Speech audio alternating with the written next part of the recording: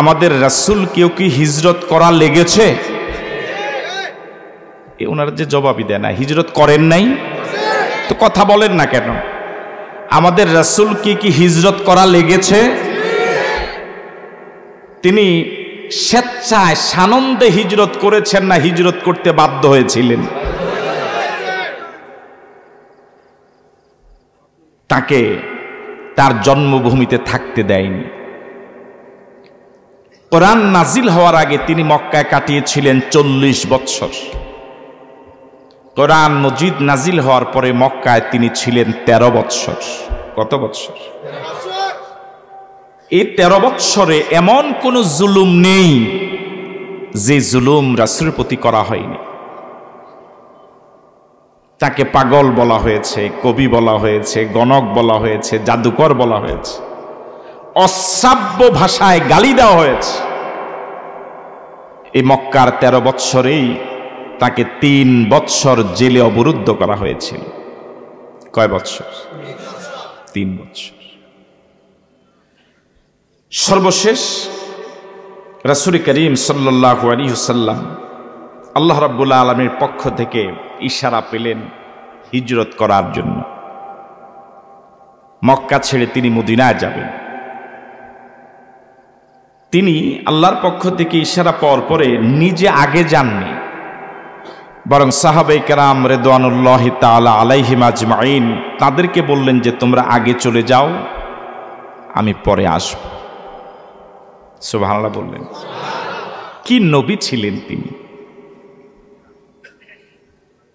তিনি কর্মীদেরকে আগে পাঠিয়ে দিলেন। এমন নেতা কি এখন সমাজে পাওয়া যাবে? বুঝে শুনে জবাব দিন। শুধু কি সমাজে না, বিশ্বে এরকম নেতা পাওয়া মুশকিল। বর্তমান পৃথিবীর সিংহভাগ নেতার চরিত্র হলো এই, মরলে মরুক, কর্মীরা মরুক। আসতে বলেন, মায়ের আসতে পারে, ঠিক নয় কি? ওরা মরুক, কর্মীদের জীবনের কোনো দামই নাই। নেতার জীবনের অনেক দাম, কর্মীদের জীবনের কোনো মূল্যই নাই। নেতার জীবনের সীমাহীন মূল্য, ঠিক নয় কি? একজন দুইজন নয়, হাজার হাজার কর্মী মরে গেলেও নেতা এসি রুমে বসে চ্যানেল দেখে। এরকম নেতা কি পৃথিবীতে নাই? আমার আপনার নবী, বিশ্ব নবী, কুল কায়নাতের নবী, তামাম জগতের নবী, রহমাতুল লিল আলামিন নবী মুহাম্মদুর রাসূলুল্লাহ হিজরতের সিদ্ধান্ত পাওয়ার পরে নিজে আগে হিজরত করেন নাই, আগে জন্মভূমি ছেড়ে তিনি মদিনায় যান নাই, বরং সাহাবায়ে কেরাম রিদওয়ানুল্লাহি তাআলা আলাইহিম আজমাইন তাদেরকে বললেন তোমরা আগে নিরাপদে পৌঁছে যাও, নিজের জীবনকে নিরাপদ করে ফেলো, তোমরা আগে নিজেরা নিরাপদ স্থানে চলে যাও, আমি আমার জীবনটাকে অনিরাপদ অবস্থায় রেখে দিই। আল্লাহর নবী মক্কায় রয়ে গেলেন। সাহাবায়ে কেরাম আল্লাহর নবীর ইশারা পেয়ে মক্কা জন্মভূমি ছেড়ে যেতে যেতে মক্কা একদম ফাঁকা। মক্কায় আর তখন আর তেমন কোনো ইমানদার ছিল না, হাতে গোনা অল্প কয়েকজন। মক্কায় তখন রয়ে গেলেন আল্লাহর নবী, রয়ে গেলেন আবু বকর সিদ্দিক রাদিয়াল্লাহু তাআলা আনহু, রয়ে গেলেন হামজা রাদিয়াল্লাহু তাআলা আনহু, রয়ে গেলেন হযরত আলী রাদিয়াল্লাহু তাআলা আনহু। হাতে গোনা অল্প কয়েকজন রয়ে গেলেন, বাকি সব মক্কা ছেড়ে মদিনায় চলে গেলেন। যারা মদিনায় গেলেন, সাহাবায়ে কেরাম গেলেন রাতের আধারে, গোপনে, সংগোপনে, নিবৃতে, একান্তে, একজন দুইজন করে যে যেভাবে পেরেছেন মক্কা ছেড়ে মদিনায় গেলেন। একমাত্র সাহাবী হযরত ওমরে ফারুক রাদিয়াল্লাহু তাআলা আনহু তিনি হিজরত করেছেন, তবে রাতের আধারে নয়, তিনি হিজরত করেছেন দিনের বেলায়। আল্লাহু আকবার। খোলা তলোয়ার নিয়ে দাঁড়িয়ে গেলেন। মক্কাবাসীকে দিনের বেলায় আহ্বান করে বললেন, আমি খাত্তাবের ছেলে ওমর, আমি জন্মভূমি ছেড়ে মদিনায় রওনা হলাম। কেউ যদি চায় তার স্ত্রীকে বিধবা বানাতে, কেউ যদি চায় তার সন্তানকে এতিম বানাতে, সে যেন আমার সামনে এসে হাজির হয়। হযরত ওমরের এমন ঘোষণা দিনের বেলা হয়েছে, জনসম্মুখে হয়েছে। মক্কাবাসীর হাজার হাজার মানুষ, এত সাহসী মানুষ। তখন মক্কাটা তারাই চালাতো। মক্কায় তাদের কথার বাহিরে আর কারো কথা কোনো কার্যকারিতা ছিল না। কিন্তু হযরত ওমরের এই কথা আর মোকাবেলা করার মতো একজন মানুষও সাহসী পাওয়া গেল না। আল্লাহু আকবার বলবেন। এখানে হযরত ওমরেরও প্রয়োজন আছে, আছে না নাই? আবার সবাই ওমর হয়ে গেলে আবু বকর থাকবে কারা? এই জন্য আবু বকর যেমন প্রয়োজন, ওমরের মতো সাহসী সিংহ পুরুষ, বীর পুরুষও সমাজে প্রয়োজন, ঠিক নয় কি? আবার সবাই যদি ওমরের মতো গরম হয়ে যায়, তাহলে কে কাকে কন্ট্রোল করবে? এই জন্য আবু বকর সিদ্দিক রাদিয়াল্লাহু তাআলা আনহুর মতো নরম তবিয়তের সাহাবীও প্রয়োজন, ঠিক নয় কি? সাহাবায়ে কেরাম যেতে যেতে মক্কা একদম ফাঁকা। আবু বকর সিদ্দিক রাদিয়াল্লাহু তাআলা আনহু আল্লাহর নবীকে বললেন, ইয়া রাসূলুল্লাহ, সব সাহাবায়ে কেরাম তো মদিনায় চলে যাচ্ছে, আমাকে অনুমতি দেন, আমিও হিজরত করি। আল্লাহর নবী বললেন, আবু বকর, তুমি যদি আমার আগে চলে যাও তাহলে আমার হিজরতের সঙ্গী হবে কে? আল্লাহু আকবার। আমিও তো আমার জন্মভূমি ছেড়ে মদিনায় হিজরত করব, তুমি যদি আগে চলে যাও তাহলে আমার হিজরতের সাথী হবে কে? তুমি তো আমার হিজরতের সাথী হবা। আল্লাহু আকবার।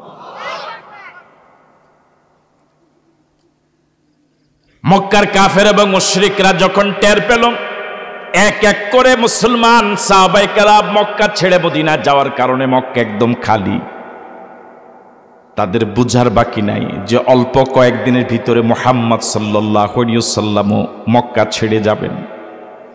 এই সুযোগটা তারা হাতছাড়া করতে রাজি না। তারা পরামর্শ সভা ডাকল। পরামর্শ সভায় তারা সিদ্ধান্ত নিবে এই পরিস্থিতি কিভাবে মোকাবেলা করা যায়। ওই পরামর্শ সভার সদস্য সংখ্যা ছিল 24 জন।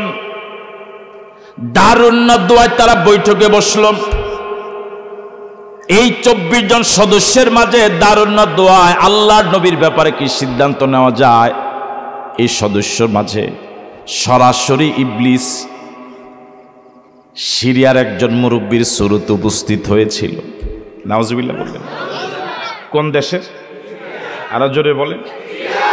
সিরিয়ার একজন মুরব্বী, বয়স্ক মুরব্বী, মাথায় বিশাল পাগড়ি, মুখ ভর্তি লম্বা দাড়ি, বিশাল লম্বা জুব্বা, হাতে ছড়ি এবং তাসবিহ। দেখলেই যে কারো শ্রদ্ধা জাগবে, সব শ্রেণীর মানুষের শ্রদ্ধা পাওয়ার মতো এরকম একটা সুরতে সিরিয়ার একজন বুজুর্গের সুরতে ইবলিস এই 24 সদস্যের একজন। সরাসরি পরামর্শ সভা শুরু হলো। আল্লাহর নবীর ব্যাপারে কি করা যায়? কেউ প্রস্তাব দিল, মুহাম্মদ হয়তো কয়েকদিনের ভিতরে চলে যাবে, দ্রুত তাকে গ্রেফতার করা হোক, তাকে জেলে ঢুকানো হোক। নাউজুবিল্লাহ বললেন। আবার কেউ প্রস্তাব দিল যে মুহাম্মদকে দেশান্তরিত করো। এখন এই মুরব্বী চিনেন তো? নাম কি? আরো আসতে বলেন। এ কিন্তু এখনো কোনো কথা একটু ভাব নিচ্ছে। মাঝে মাঝে কিছু মুরব্বী আছে একটু দাম পেতে চায়, কথা কয় না কেন? এখানে কেউ না, এটা অন্য এলাকা। হ্যাঁ হ্যাঁ, এটা দরবারে গেলে, মেলে গেলে, ধামতি এলাকা মেল বলে, এই দেশে কি বলে? আমাদের দেশে দরবার বলে, এ দেশে মেল বলে। আর যারা দরবার করে তাদেরকে মেলি বলে। হ্যাঁ, তো কিছু কিছু মেলি আছে এরকম যেটা ভাব নেয় যে সবাই তাকে দাম দেখ, দাম পেতে পেতে পেতে সে তখন একটা গিয়ারে উঠে যায়। হ্যাঁ, এখন ইবলিস এরকম একটা ভাব নিছে। এখন সকলের নজর ইবলিসের দিকে। বলছে যে আপনি যে কিছু বলেন না। ইবলিস বলছে দেখো এখন সমাজ চালায় যুবকেরা, আমাদের কথার কি আর কোনো দাম আছে? এটা কি বাড়ানোর জন্য কথাটা বললো? দাম ওর কথা বলে না কি বাড়ানোর জন্য? এখন যুবকেরা বলে না মুরব্বী, আপনি একজন মুরব্বী মানুষ, কি সুন্দর চেহারা, আপনি কথা বলেন। কয় না তোমরাই বলো, দাম আরো। সর্বশেষ পরিস্থিতিটা এমন হলো, সবাই একমত হলো যে মুরব্বী আপনি যা বলেন এটাই আজকের আইন হবে। এটাই তো সে চাচ্ছিল, কথা বলে না কে, সে তো এটাই। এবার সর্বশেষ সে বলল দেখো আমার কথা যদি রাখতেই হয়, তোমরা তো মুহাম্মদকে কিছুদিন জেলে রেখেছিলে, 3 বছর কোনো কাজ হয় নাই। তোমরা প্রস্তাব করেছো আজকের এই পরিবেশে, আজকের এই বৈঠকে যে মুহাম্মদকে দেশান্তরিত করবা। আমার কেন যেন মনে হয় এখন তো মুহাম্মদের দাওয়াতি কাজ একটা বাউন্ডারির ভিতরে, যখন অন্য দেশে পাঠিয়ে দিবা তখন পুরা পৃথিবী তার কর্মীতে ভরে যাবে। তাদের মাথায় ঢুকছে। তাহলে মুরব্বী কি করার? আমার পরামর্শ হলো যদি কিছু করতেই হয় মুহাম্মদকে দুনিয়া থেকে বিদায় করে দেওয়া লাগবে। আপনারা কি এই রায়ের সাথে একমত? একমত না? সবাই দ্বিমত? এই রায়ের বিরুদ্ধে আপনারা কারা কারা বিরুদ্ধে দুহাত তুলে দেখান তো দেখি। তাহলে আমরা এই রায়কে সমর্থন করি না? এবার হাত না। এই জাতীয় সম্পূর্ণ অন্যায় রায় আল্লাহর নবীর বিরুদ্ধে হয়েছে, ঠিক নয় কি? এমন অন্যায় রায় কিয়ামত পর্যন্ত হতেই। তারা সিদ্ধান্ত নিল আল্লাহর নবীকে হত্যা করবে। প্রত্যেক গোত্র থেকে যুবকদেরকে রিক্রুট করা হলো, ঘোষণা করা হলো আল্লাহর নবী মুহাম্মদুর রাসূলুল্লাহকে যদি হত্যা করতে পারো 100 লাল উট উপহার দেওয়া হবে। নাউজুবিল্লাহ বললেন। এমন রায় যে করল, বাস্তবায়নের জন্য তারা যে সিদ্ধান্ত নিল, গোটা মক্কা একজন মানবতাবাদী এমন লোক পাওয়া যায় নাই যে সাহস করে বলতে পেরেছে মুহাম্মদকে কেন হত্যা করবা, কেন তাকে দেশান্তরিত করবা, কেন তাকে জেলে ঢুকাবা। সে তো কোনো অন্যায় করে নাই, দেশ বিরোধী কোনো কাজ করে নাই, মানবতা বিরোধী কোনো কাজ করে নাই। এমন অন্যায় রায়ের বিরুদ্ধে কথা বলার মতো একজন লোকও পাওয়া যায় নাই। বর্তমান সমাজটাও প্রায় এমন, কথা বলে ঠিক নয় কি? যত অন্যায় পৃথিবীতে হচ্ছে এটার ব্যাপারে কথা বলার মতো লোক সমাজে খুব কম পাওয়া যায়, ঠিক নয় কি? আল্লাহ নবী সিদ্ধান্ত নিলেন আজকে রাতে বের হবেন। হযরত আবু বকর সিদ্দিক রাদিয়াল্লাহু তাআলা আনহুকে যেদিন আল্লাহর নবী বলেছিলেন আবু বকর তুমি হবে আমার হিজরতের সাথী, সেদিন হযরত আবু বকর সিদ্দিক রাদিয়াল্লাহু তাআলা আনহু 2টা উট কিনেছিলেন। কয়টা উট? জোরে বলেন। এই 2টা উট কিনে একজন বিধর্মীর কাছে 2টা উট পালতে দিলেন। বললেন 2টা উট তুমি পালতে থাকো, যেদিন আমি তোমাকে বলবো, যে জায়গায় বলবো, যে সময়ে বলবো, ওই সময় ওই জায়গায় 2টা উট নিয়ে হাজির হওয়া লাগবে। হিজরতের মতো এমন একটা সেনসিটিভ সফরে, এমন একটা রিস্কি সফরে হযরত আবু বকর রাদিয়াল্লাহু তাআলা আনহু এমন একজনকে দায়িত্ব দিলেন যাদের অত্যাচারে জন্মভূমি ছাড়তে বাধ্য হচ্ছেন তাদেরই একজন দলীয় লোক, ঠিক নয় কি? 2 কারণে তাকে দায়িত্বটা দিয়েছিলেন।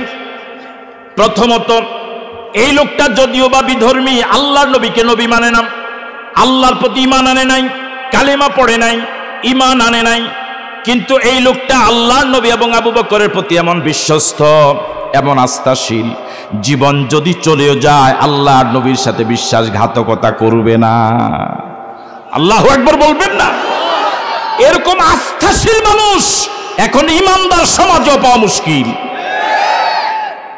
আমি মনে কথা বুঝতে পারিনি। বিধর্মীরা ইসলামের যতটা ক্ষতি করেছে তার থেকে অনেক অনেক বেশি ক্ষতি করেছে মুসলমান নামধারী মুনাফিকেরা, কাফের এবং মুশরিকেরা। ইসলামের যত ক্ষতি করেছে তার থেকে অনেক বেশি ক্ষতি করেছে আব্দুল্লাহ ইবনে উবাইয়ের মতো লোকেরা। দ্বিতীয়ত যে কারণে হযরত আবু বকর এই বিধর্মীর কাছে দায়িত্বটা দিয়েছিলেন, সে কারণটা হলো মক্কা থেকে মদিনা 420 কিলোমিটার উপরে সুদীর্ঘ পথ। এই লোকটা যদিও বিধর্মী, এই লম্বা সফরের রাস্তা এই লোকটার ভালো জানা। এক পথে রওনা হলেন, যদি বাধাপ্রাপ্ত হন এই লোকটা বিকল্প পথ ধরে মদিনা নিয়ে যেতে পারবে। ওই পথেও বাধাগ্রস্ত হলে তৃতীয় বিকল্প পথ ধরে এই লোকটা মদিনা নিয়ে যেতে পারবে। এই পথ আক্রান্ত হলে চতুর্থ বিকল্প পথ ধরে এই লোকটা মদিনা নিয়ে যেতে পারবে। এবার বলুন তো আবু বকরের চয়েস কত পার্সেন্ট ভুল? আপনার মনে মাঠে নাই। আবু বকরের চয়েস, সিদ্ধান্তটা কত পার্সেন্ট সঠিক? 100%। আল্লাহ নবীর ঘরের চারপাশ দাঁড়ানো যুবকেরা খোলা তলোয়ার নিয়ে আল্লাহ নবীকে হত্যা করার জন্য প্রস্তুত নিয়ে থাকলো। আল্লাহ নবী এক মুষ্টি বালু নিলেন। وَجَعَلْنَا مِنْ بَيْنِ أَيْدِيهِمْ سَدًّا وَمِنْ خَلْفِهِمْ سَدًّا فَأَغْشَيْنَاهُمْ فَهُمْ لَا يُبْصِرُونَ إِنَّا جَعَلْنَا فِي أَعْنَاقِهِمْ أَغْلَالًا فَهِيَ إِلَى الْأَذْقَانِ فَهُمْ مُقْمَحُونَ। বালুতে দম করলেন, বালুগুলো ছেড়ে দিলেন।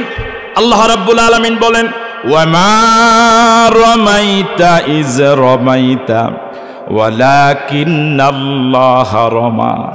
নবী হে, বালুগুলো শুধু আপনি ছেড়ে দিয়েছিলেন, আপনার ঘরের চারপাশে দাঁড়ানো কাফেরদের চোখে বালুগুলো আমার কুদরত পৌঁছে দিয়েছিল। সে আল্লাহ এখনো কি আগের মতো আছেন? কয়েকজনের সন্দেহ আছে মনে হয়। আছেন? আল্লাহ নবী ওদের ফাঁক দিয়ে বেরিয়ে গেলেন, ওরা টেরও পেল না। সব ক্ষমতার মালিককে, আরো জোরে বলেন, সব ক্ষমতার মালিককে। আন্নাল কুওয়াতা লিল্লাহি জামিআ, আন্নাল কুওয়াতা লিল্লাহি জামিআ ওয়া মাকারু ওয়া মাকারাল্লাহ ওয়াল্লাহু খায়রুল মাকিরিন। পুরা দেশ গোটা জাতি আল্লাহ নবীর বিরুদ্ধে ষড়যন্ত্র করে সিদ্ধান্ত নিয়েছিল। আল্লাহ রাব্বুল আলামিন কি চমৎকার ভাবে তাদের ষড়যন্ত্রের জবাব দিয়েছেন, ওরা টেরও পায় নাই। আল্লাহু আকবার। রাতের গভীর অন্ধকারে আল্লাহ নবী আবু বকরের ঘরের দরজা গিয়ে টকা মারলেন। জীবনে ইতিহাস বহুবার শুনেছেন, আবু বকর সিদ্দিক রাদিয়াল্লাহু তাআলা আনহু দরজা খুলে দিলেন, বেরিয়ে গেলেন। দুজন রওনা হলেন। আল্লাহু আকবার। মদিনাটা হলো মক্কা থেকে উত্তর দিকে। এটা কি উত্তর না দক্ষিণ? দক্ষিণ। উত্তর কোন দিকে? মক্কা থেকে মদিনা হলো উত্তর দিকে। আল্লাহ নবী আবু বকর সহ মক্কা থেকে দক্ষিণ দিকে রওনা হলেন। আল্লাহু আকবার। কি বিজ্ঞচিত সিদ্ধান্ত নিলেন! আল্লাহু আকবার বলবেন। রাসূল চিন্তা করলেন যে এরা তো আমাদের পিছনে পিছনে ঘুরবে, যদি আমরা সোজা পথে যাই, যে পথটা কমন পথ, আমাদেরকে অল্প সময়ে ধরে ফেলবে। এই জন্য আমরা উল্টা পথে যাই, যাতে করে ধরতে একটু কি লাগে।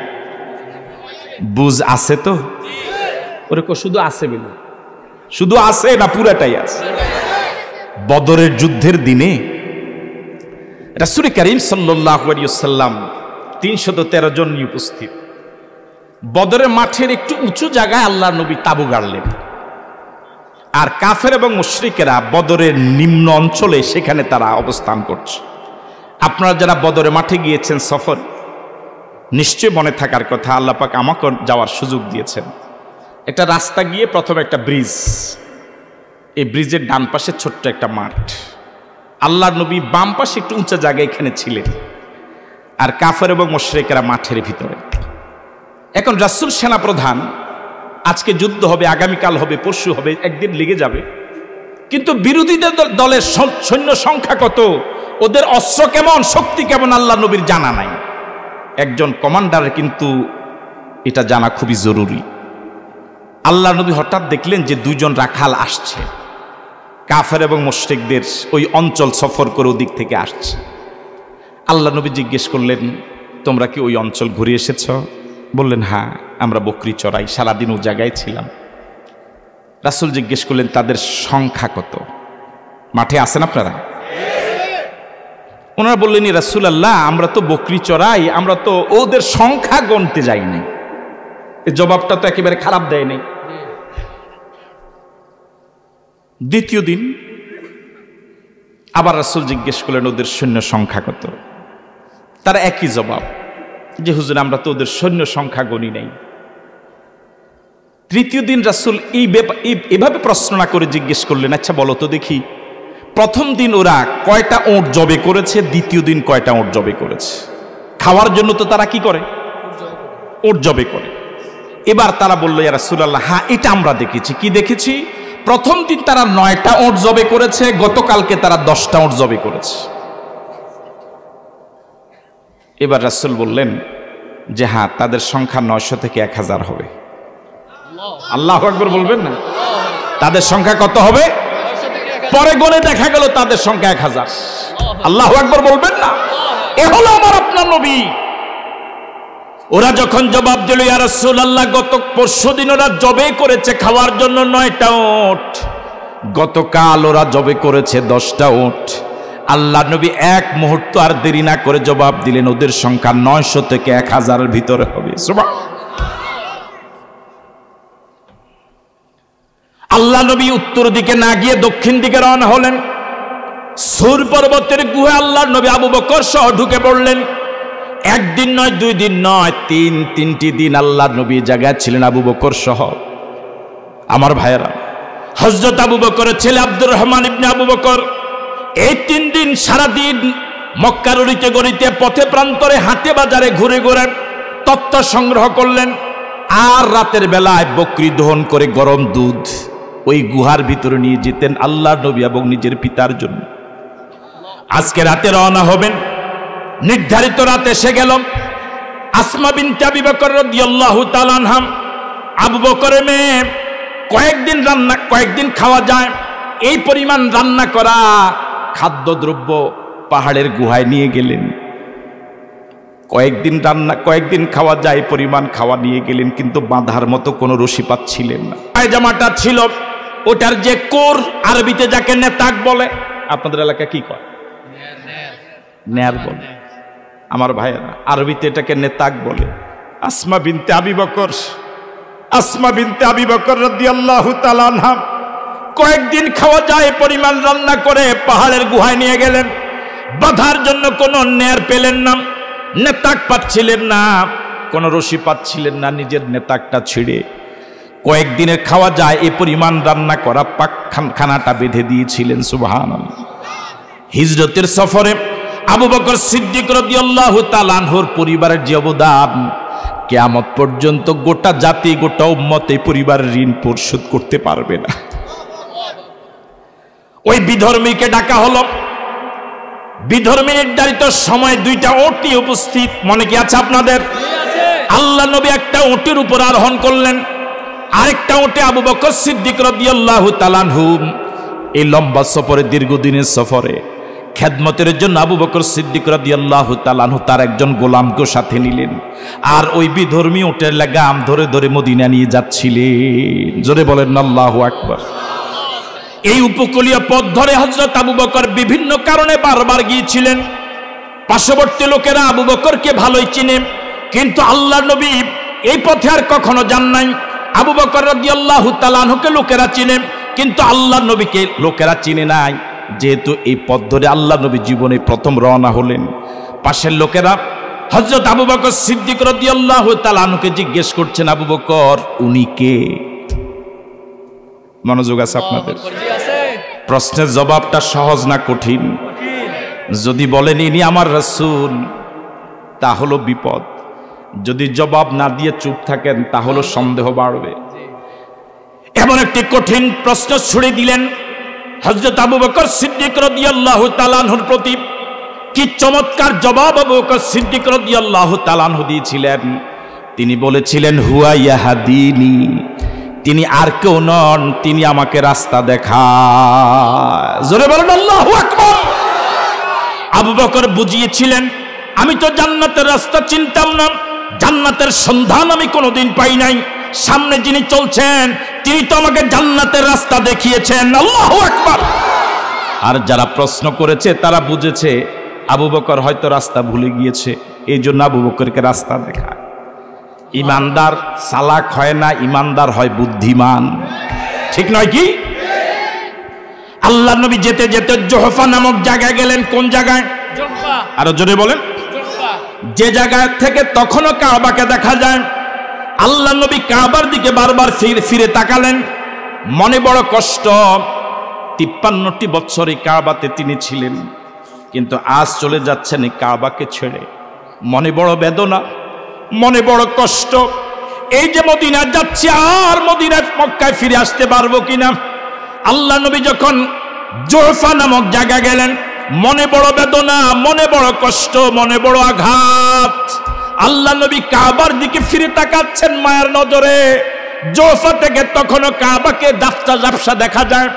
আল্লাহ রাব্বুল আলামিন এই জুহফা নামক জায়গায় যাওয়ার পরে কাবার দিকে যখন ফিরে বারবার তাকাচ্ছিলেন, তখন 88 আয়াত সম্বলিত এই সূরা কাসাস, 9 রুকু সম্বলিত সূরা কাসাস একসাথে নাজিল করে দিলেন। সুবহানাল্লাহ, জোরে বলেন আল্লাহু আকবার। আমার ভাইয়েরা, শুধু তাই নয়, আল্লাহ নবীর কাবার দিকে বারবার ফিরে তাকানোর এই দৃশ্য আল্লাহর কাছে বড় মায়া লাগলো। আল্লাহ রাব্বুল আলামিন এই 88 আয়াত সম্বলিত সূরার 85 নম্বর আয়াতে রাব্বুল আলামিন রাসূলকে ঘোষণা দিচ্ছেন, ইন্নাল্লাযী ফারাদা আলাইকাল কুরআনা লারাদ্দুকা ইলা মাদিন। অনুবাদ শোনার আগে বলেন আল্লাহু আকবার। ইন্নাল্লাযী ফারাদা আলাইকাল কুরআনা, ইন্নাল্লাযী ফারাদা আলাইকাল কুরআন। নবী হে, মন খারাপ করবেন না যে আল্লাহ আপনাকে কোরআনে বিধান দিয়েছেন, ওই আল্লাহ আপনাকে কথা দিচ্ছেন যে মক্কার কাফের এবং মুশরিকরা আপনাকে জন্মভূমিতে থাকতে দেয় নাই। 53টি বছর পরে আপনাকে আপনার প্রিয় জন্মভূমি ছেড়ে মদিনায় যেতে যারা বাধ্য করছে। 13টি বছর আপনি দাওয়াতি কাজ করেছেন, কত নির্যাতন সহ্য করেছেন। কাবার পাশে সারাটা জীবন থাকতে চেয়েছিলেন, ওরা আপনাকে থাকতে দেয় নাই। আমি আল্লাহ আপনাকে কথা দিচ্ছি, আবার আমি আপনাকে আপনার জন্মভূমিতে ফিরিয়ে আনবো। জোরে বলেন আল্লাহু আকবার। সব ক্ষমতার মালিক কে? আওয়াজ দিয়ে বলেন আল্লাহ। আবার বলুন আল্লাহ। সে আল্লাহ কি এখনো আগের মতো আছে?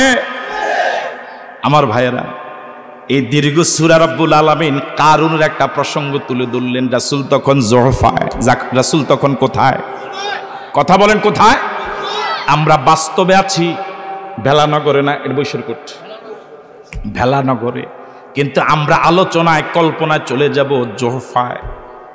আমরা দেখি আল্লাহর নবীর প্রতি কি সূরা নাজিল হলো, এই সূরায় আল্লাহ পাক কি কি রাসূলকে জানালেন।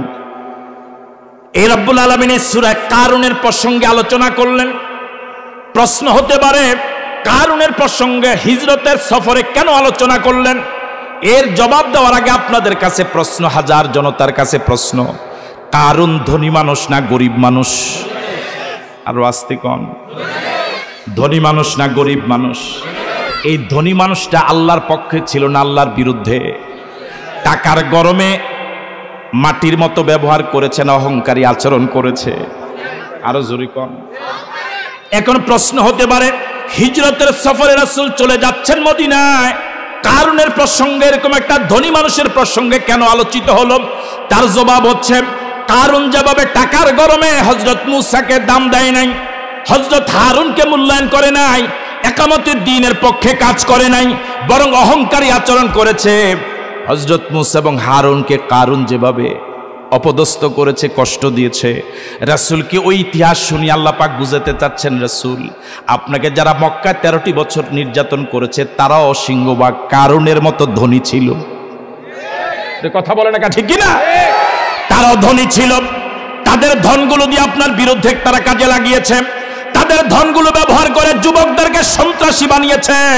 এই যুবকরা আপনার ঘরের দরজায় খোলা তলোয়ার নিয়ে আসার কখনো সাহস পেত না যদি ওই ধনীদেরকে 100 ওট দেওয়ার উপহার ঘোষণা না দিত। কথা বলা ঠিক নাকি? এর এই যুবকদেরকে সন্ত্রাসী বানিয়েছে, এর এই যুবকদেরকে দেশ বিরোধী বানিয়েছে, এর এই যুবকদেরকে টাকা দিয়ে সন্ত্রাসী বানিয়ে আপনাকে হত্যা করার জন্য আপনার ঘরের দরজা পাঠিয়েছে। তাহলে যোগে যোগে কারুন যেভাবে আগে ছিল এখনো কারুন আছে।